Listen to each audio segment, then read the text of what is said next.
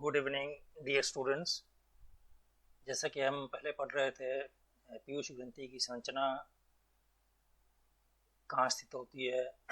आज पढ़ेंगे हम इसके कौन से हार्मोन्स निकलते हैं। पहला हार्मोन है थायराइड स्टिमुलेटिंग हार्मोन। ये हार्मोन थायराइड ग्रंथि को स्टिमुलेट करता है। थायराइड हार्मोन के सिक्रीशन के लिए पूरे शरीर का मेटाबॉलिक रेट को कंट्रोल करता है और शरीर के सभी अंगों को प्रभावित करता है। दूसरा हार्मोन है ग्रोथ हार्मोन। ये मुख्यतः शरीर की वृद्धि को नियंत्रित करता है।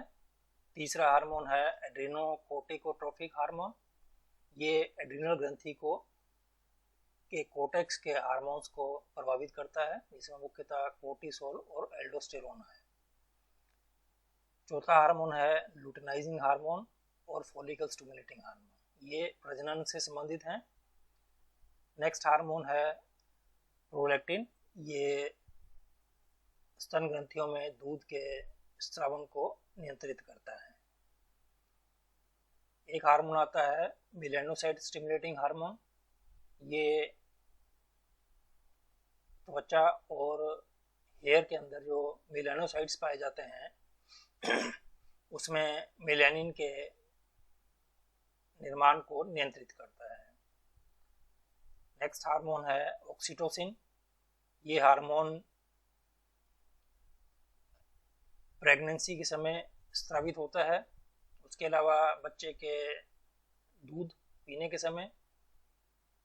नेक्स्ट लास्ट हार्मोन है इसमें वासोप्रेसिन, जिसे एंटी डायूरेटिक हार्मोन भी कहते हैं। ये जल के अब्सॉर्प्शन को नियंत्रित करता है। पहला हार्मोन है थायराइड स्टिमुलेटिंग हार्मोन।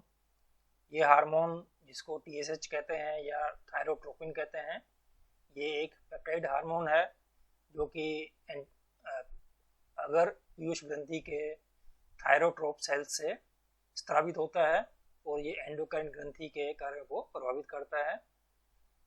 तो थायराइड ग्रंथि में जो मुख्यतः हार्मोन होते हैं T3, T4, इनके निर्माण को ये प्रभावित करता है। नेक्स्ट हार्मोन होता है ग्रोथ हार्मोन। ग्रोथ हार्मोन एक प्रोटीन बेस्ड पेप्टाइड हार्मोन है। ये शरीर की ग्रोथ, कोशिकाओं के रिप्रोडक्शन और रीजनरेशन को प्रभावित करता है। ग्रोथ हार्मोन में 191 अमीनो एसिड्स होते हैं। ये एक सिंगल चेन पॉलीपेप्टाइड हार्मोन है जो कि सोमैटोट्रोफ सेल्स में के द्वारा स्रावित किया जाता है। सोमैटोट्रोपिन जो नेचुरली हमारा हार्मोन निकलता है उसको कहते हैं। सोमाट्रोपिन हार्मोन जो बाजार में मिलता है ये रिकम्बिनेंट DNA टेक्नोलॉजी द्वारा बना होता है। ग्रोथ हार्मोन बच्चों की वृद्धि को या अन्य इससे संबंधित जो बीमारियां हैं उसको नियंत्रित करने के लिए भी इसका प्रयोग किया जाता है।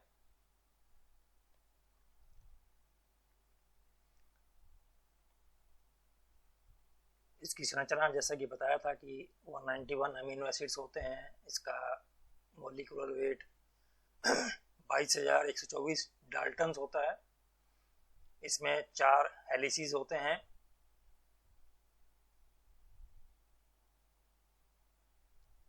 ग्रोथ हार्मोन के क्या कार्य हैं? ये मुख्यतः शरीर की ग्रोथ को नियंत्रित करता है। इसका एनाबॉलिक या अपचय कार्य है, शरीर में निर्माण कार्य। इसके भी स्पेसिफिक रिसेप्टर्स पाए जाते हैं कोशिकाओं के सरफेस पे।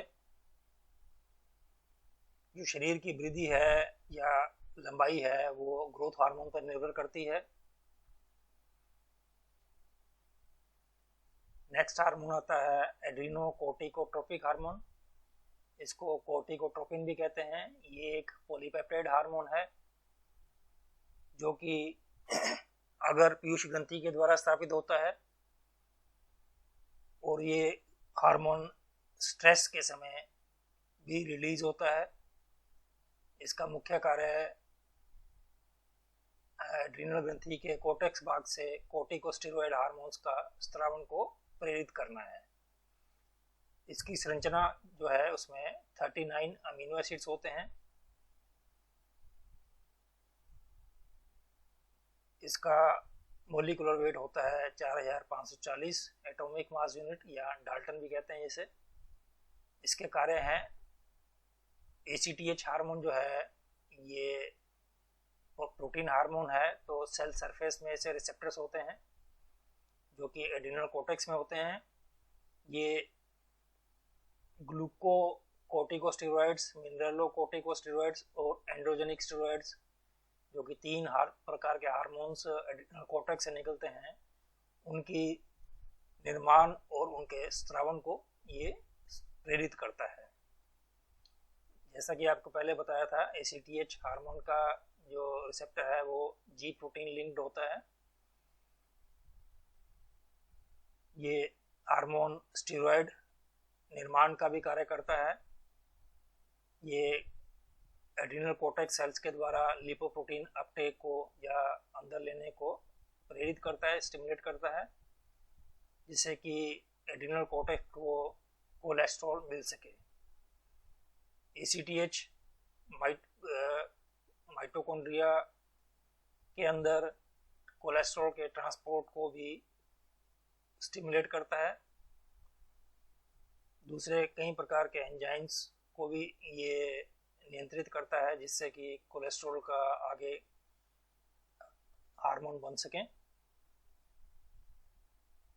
नेक्स्ट हार्मोन है लुटेनाइजिंग हार्मोन। लुटेनाइजिंग हार्मोन, जिसको ल्यूटोट्रोपिन भी कहते हैं, ये भी एंटीरियर पीयूष ग्रंथि के द्वारा स्थापित होता है। फीमेल्स के अंदर LH लुटेनाइजिंग हार्मोन ओवुलेशन के लिए और कार्पस ल्यूटियम के निर्माण के लिए या वृद्धि के लिए, डेवलपमेंट के लिए कार्य करता है। मेल्स के अंदर लुटेनाइजिंग हार्मोन को इंटरस्टिशियल सेल स्टिमुलेटिंग हार्मोन कहते हैं। ये लीड एग सेल्स जो होते हैं टेस्टिस के अंदर, उनको स्टिमुलेट करता है टेस्टोस्टेरोन हार्मोन के निर्माण के लिए। लुटेनाइजिंग हार्मोन फीमेल में क्या करता है, जो फीमेल्स सेक्सुअली मैच्योर होती हैं उनके अंदर ये ओवुलेशन का कार्य करता है, जिससे कि जो ओवम होता है उसमें मियोसिस हो सके, और ये खाली फॉलिकल सेल्स को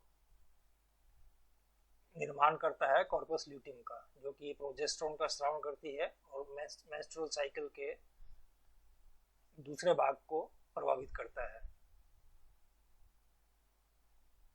मेल्स के अंदर इंटरस्टिशियल सेल्स टेस्टिस के अंदर ये लीडिंग सेल्स कहते हैं, जो कि टेस्टोस्टेरोन का स्रावन करते हैं।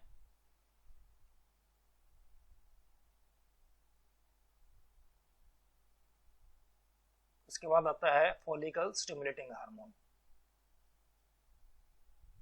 ये गोनेडोट्रोप कोशिकाओं के द्वारा स्थापित होता है। ये फॉलिकल स्टिमुलेटिंग हार्मोन, जिसको FSH कहते हैं, ये जनन अंग है। ये शरीर के द्वितीयक लैंगिक लक्षण है, उनके डेवलपमेंट, वृद्धि आदि को रेगुलेट करता है, नियंत्रित करता है। फॉलिकल स्टिमुलेटिंग हार्मोन और LH हार्मोन दोनों साथ मिलकर प्रजनन को प्रभावित करते हैं। फॉलिकल स्टिमुलेटिंग हार्मोन एक ग्लाइकोप्रोटीन है। इसके अंदर 2 पॉलीपेप्टाइड चेन्स होती हैं, अल्फा और बीटा।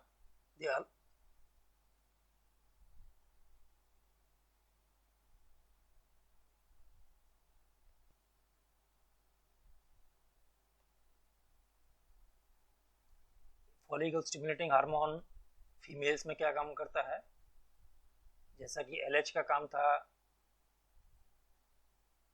सेक्सुअली मैच्योर फीमेल्स के अंदर फॉलिकल स्टिमुलेटेड हार्मोन LH के साथ फॉलिकल कोशिकाओं को एस्ट्रोजन हार्मोन के स्रावन के लिए प्रेरित करता है। LH तो करता है प्रोजेस्टेरोन को, और FSH LH दोनों मिलकर एस्ट्रोजन को करते हैं। FSH मेल्स के अंदर स्पर्मेटोगोनिया जो होती है, स्पर्मेटोजेनेसिस का स्पर्म बनने की प्रक्रिया के अंदर उनसे स्पर्म के निर्माण को टेस्टोस्टेरोन के साथ में निर्माण को प्रभावित करता है।